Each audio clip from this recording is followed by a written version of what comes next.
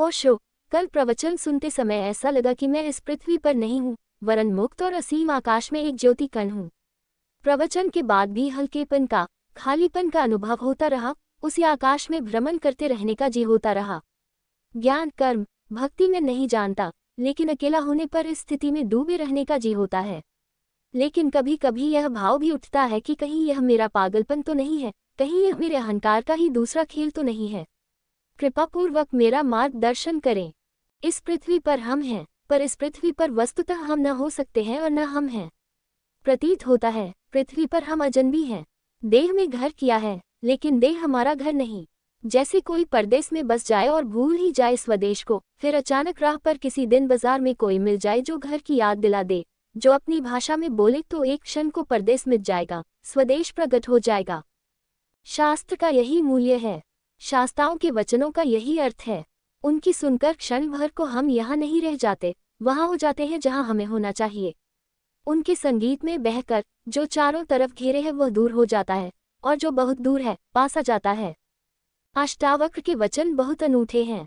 सुनोगे तो ऐसा बार बार होगा, बार बार लगेगा पृथ्वी पर नहीं हो, आकाश के हो गए, क्योंकि वे वचन आकाश के हैं। वे वचन स्वदेश से आए हैं, उस स्रोत से आए हैं जहाँ से हम सबका आना हुआ है, और जहाँ हमें जाना चाहिए, और जहाँ जाए बिना हम कभी चैन को उपलब्ध न हो सकेंगे। जहाँ हम हैं सराय है, घर नहीं। कितना ही मानकर बैठ जाए कि घर है, फिर भी सराय सराय बनी रहती है। समझा ले, बुझा ले, भूला ले, भेद नहीं पड़ता, कांटा चुभता ही रहता है, याद आती ही रहती है।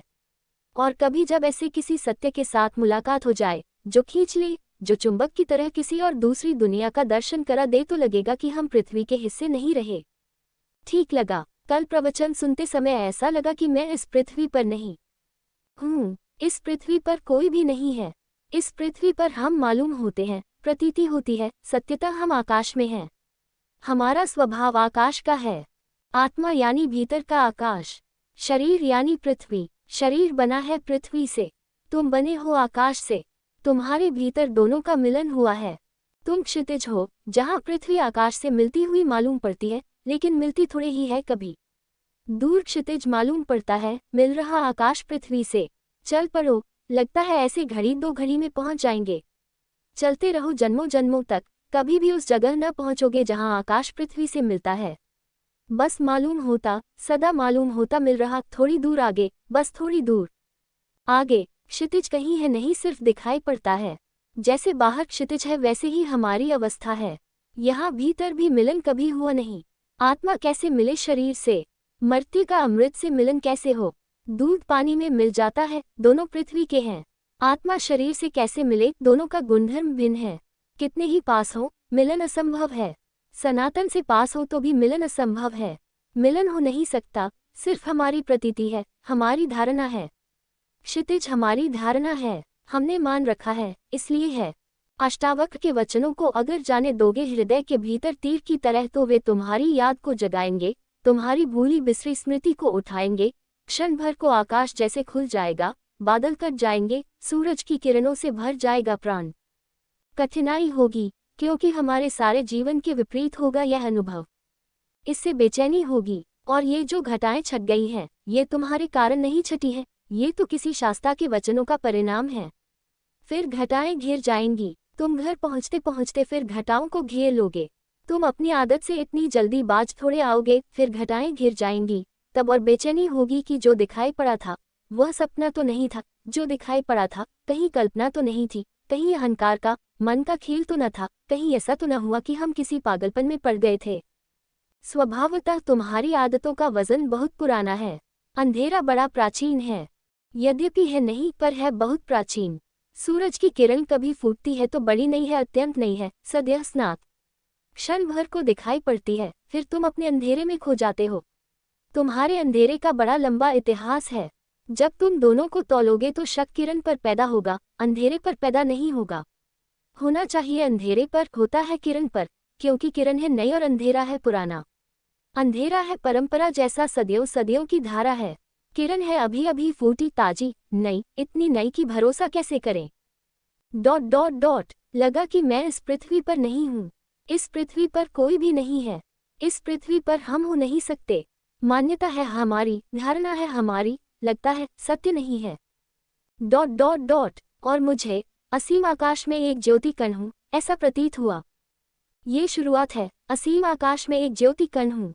जल्दी ही लगेगा कि असीम आकाश हूँ। ये प्रारंभ है। तो असीम आकाश में भी अभी हम पूरी तरह लीन नहीं हो पाते।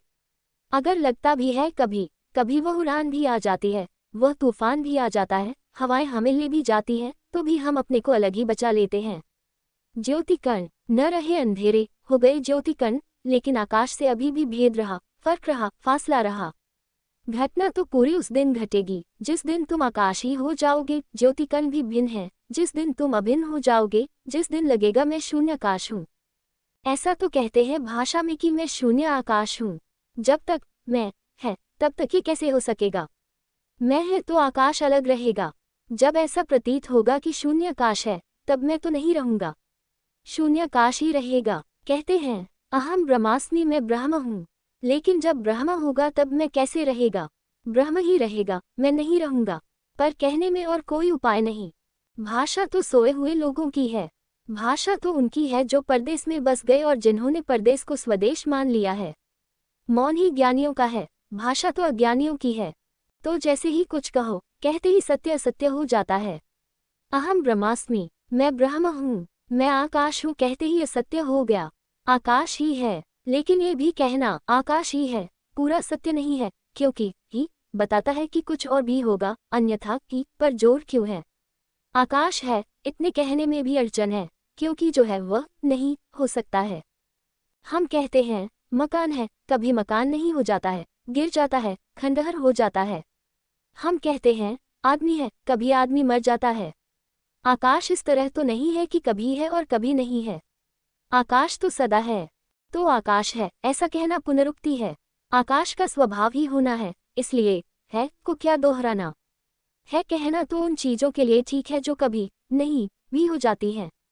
मनुष्य है, एक दिन नहीं था, आज है, कल फिर नहीं हो जाएगा। हमारी है तो दो नहीं के बीच में है। आकाश की है, कल भी है, आज भी है, कल भी है। दो है के बीच में है का क्या अर्थ? दो नहीं के बीच में है का अर्थ होता है आकाश है, ये भी पुनरुक्ति है। कहे आकाश, लेकिन आकाश जब कहते हैं, शब्द जब बनाते हैं, तभी भूल हो जाती है। आकाश कहने का अर्थ ही हुआ कि कुछ और भी है जो आकाश से अन्यथा है, भिन्न है। अन्यथा शब्द की क्या जरूरत है? अगर एक ही है तब तो एक कहने का भी कोई प्रयोजन नहीं। एक तो तभी सार्थक है जब दो हो, तीन हो, चार हो, संख्या हो। आकाश भी क्या कहना? इसलिए ज्ञान तो मौन है। परम ज्ञान को शब्दों तक लाना असंभव है।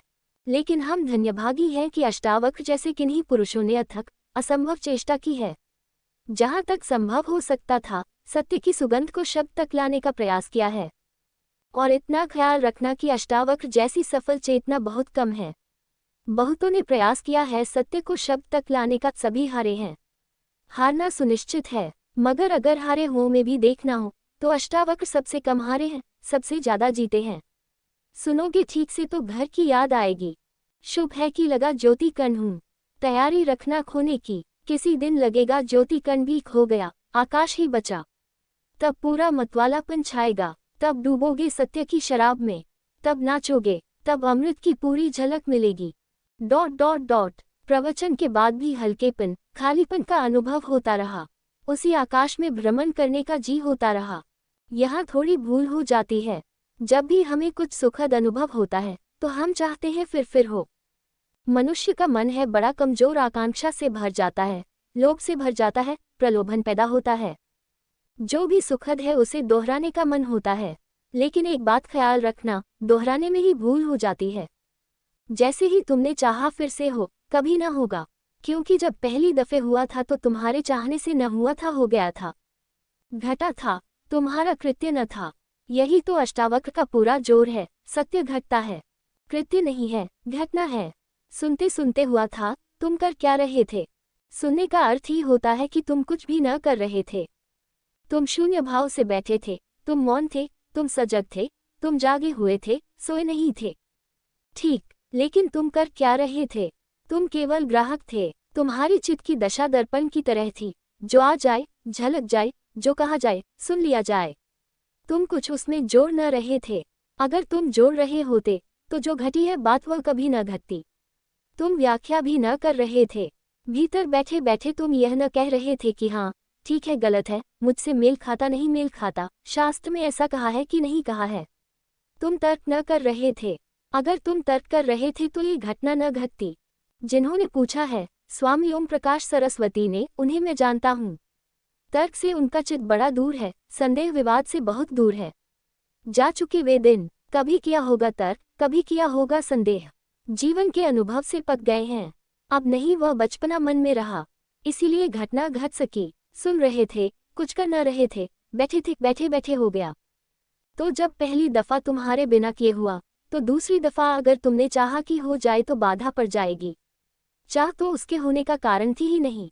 इसलिए जब ऐसी अभूतपूर्व घटनाएं घटे तो चाहना मत, जब घटे आनंद भाव भी स्वीकार कर लेना, जब न घटे तो शिकायत मत करना, मांगना मत। मांगे कि चूके, मांग में जबरदस्ती है, आग्रह है, घटना चाहिए। एक दफा घट गया तो अब क्यों नहीं घटता है। ऐसा रोज होता है। जब यहाँ लोग ध्यान करने आते हैं, शुरू शुरू में ताजे और नए होते हैं, कोई अनुभव नहीं होता तो घट जाता है। ये बड़ी हैरानी की बात है। इसे तुम समझना, अष्टावक्र को समझने में इससे सहायता मिलेगी।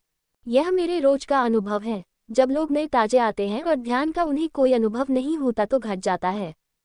घट जाता है तो आह्लाद से भर जाते हैं, मगर वही गड़बड़ हो जाती है। फिर मांग शुरू होती है, आज जो हुआ कल हो, न केवल हो बल्कि और ज्यादा हो। फिर नहीं घटता। फिर वे मेरे पास आकर रोते हैं। वे कहते हैं हुआ क्या, कहीं भूल हो गई, पहले घटा अब नहीं घट रहा है। भूल यही हो गई कि पहले जब घटा तो तुमने मांगा न था, अब तुम मांग रहे हो। अब तुम्हारा मन निर्दोष न रहा, मांग ने दूषित किया। अब तुम सरल न रहे, अब तुम खुले न रहे, मांग ने द्वार दरवाजे बंद किए। आकांक्षा जग गई, आकांक्षा ने सब विकृत कर दिया। वासना खड़ी हो गई, लोभ पैदा हो गया। ऐसा रोज होता है। जो लोग बहुत दिन से ध्यान कर रहे हैं, बहुत तरह की प्रक्रियाएं कर रहे हैं, उन्हें ध्यान बड़ी मुश्किल से लगता है। उनका अनुभव बाधा बनता है। कभी कभी कोई चला आता है, ऐसे ही तरंगों में बहता हुआ। कोई मित्र आता था, उसने कभी सोचा भी नहीं ध्यान का कोई मित्र आता था, उसने सोचा चलो चले चले देखें क्या है। कुतूहलवश चला आया था, कोई वासना न थी, कोई अध्यात्म की खोज भी न थी, कोई चेष्टा भी न थी, ऐसे ही चला आया था। औरों को ध्यान करते देख तरंग आ गई, सम्मिलित हो गया, घट गया। चौंका आदमी, मैं तो आया ही नहीं था ध्यान करने और ध्यान हो गया। बस फिर अड़चन। अब दोबारा जब आता है तो आकांक्षा है, मन में रस है, फिर से हो। लोभ है, पुनरुक्ति का भाव है। मन आ गया, मन ने सब खेल खराब कर दिया। जहाँ मन नहीं है वहाँ घटता है। ध्यान रखना, मन पुनरुक्ति की वासना है। जो हुआ सुखद फिर से हो, जो हुआ दुखद फिर कभी न हो, यही तो मन है। मन चुनाव करता है, ये हो और यह न हो, ऐसा बार बार हो और ऐसा अब कभी न हो। यही तो मन है। जब तुम जीवन के साथ बहने लगते हो, जो हो ठीक, जो न हो ठीक। दुख आए तो स्वीकार, दुख आए तो विरोध नहीं, सुख आए तो स्वीकार, सुख आए तो उन्माद नहीं। जब सुख और दुख में कोई सम होने लगता है, समता आने लगती है। जब सुख और दुख धीरे धीरे एक ही जैसे मालूम होने लगते हैं, क्योंकि कोई चुनाव न रहा, अपने हाथ की कोई बात न रही, जो होता है होता है, हम देखते रहते हैं। इसको अष्टावक्र कहते हैं साक्षी भाव।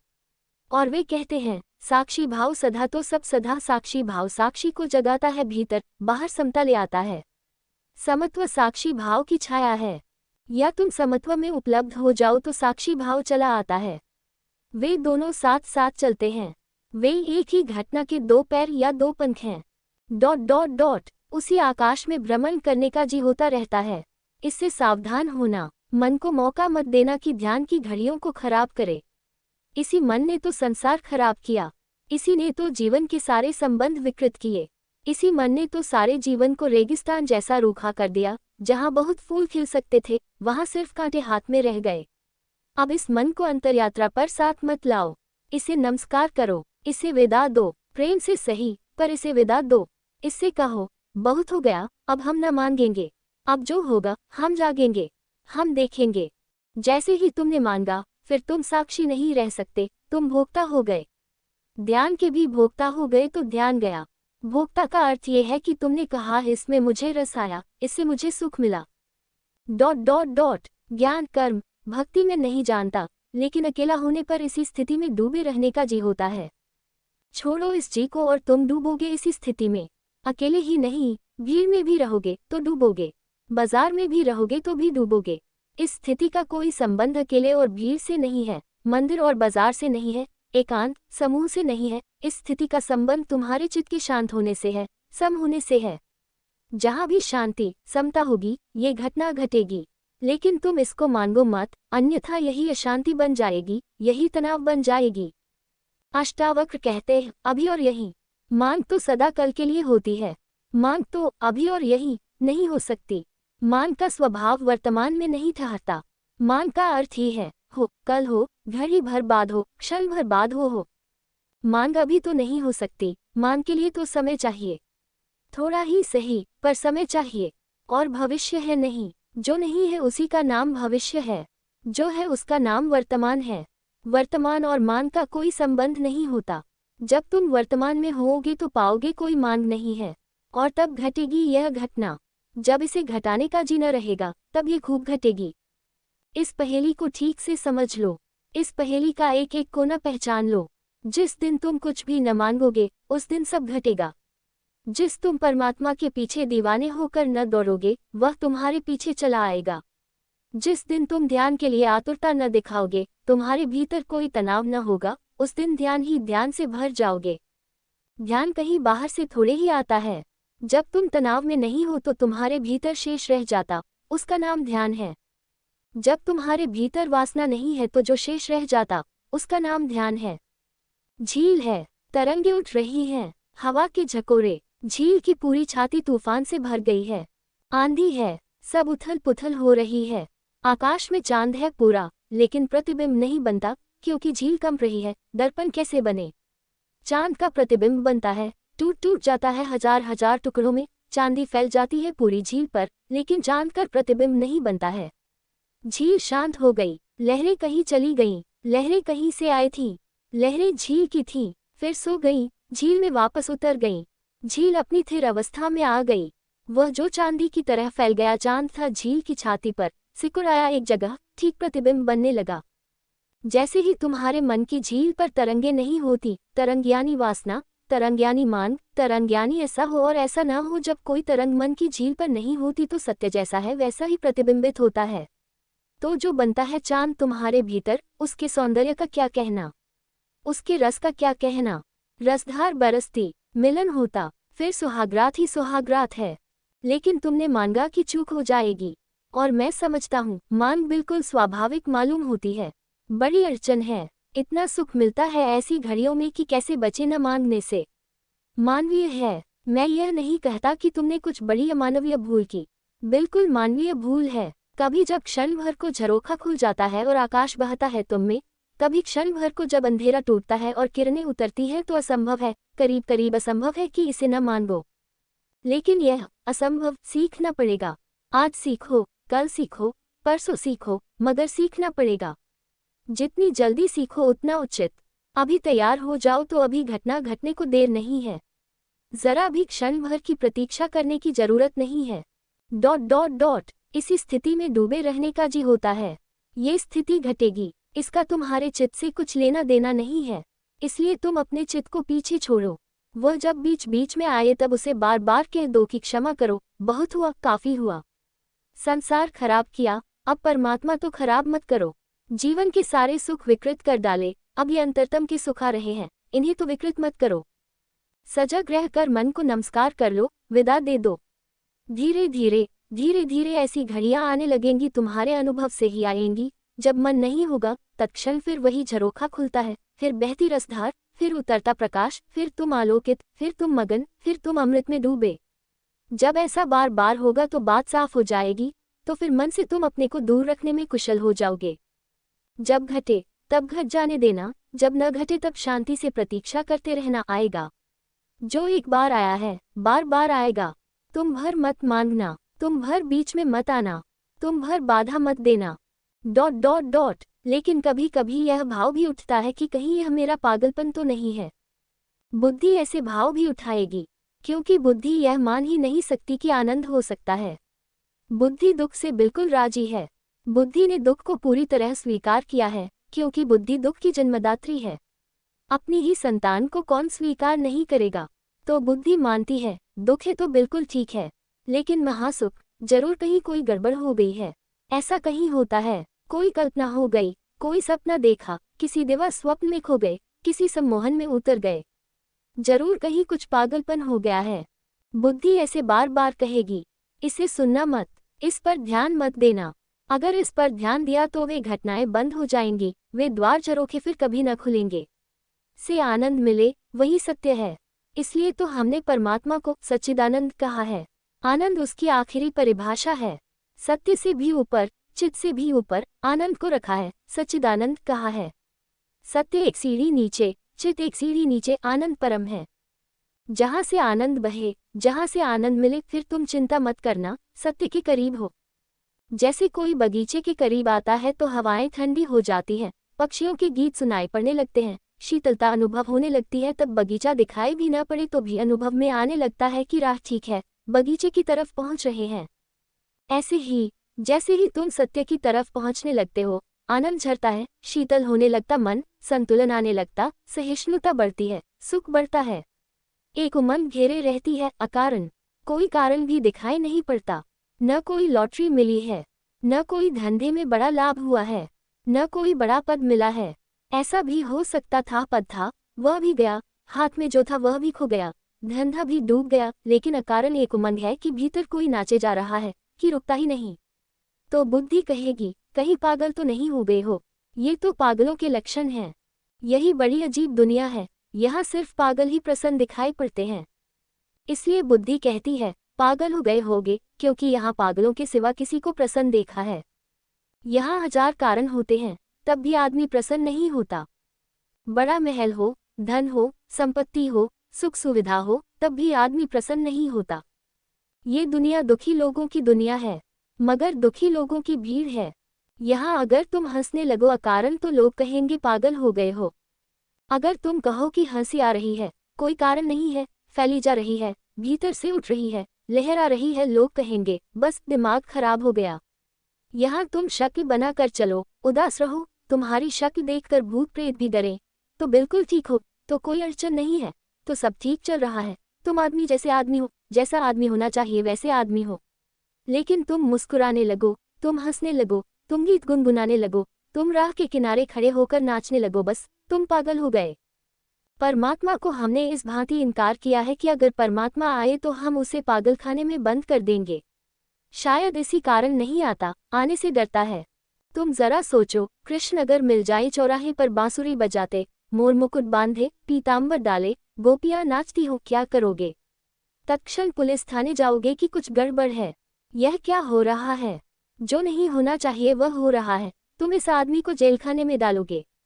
आनंद निष्कासित कर दिया गया है, हमने आनंद को जीवन के बाहर कर दिया है। हम दुख को छाती से लगा कर बैठे हैं।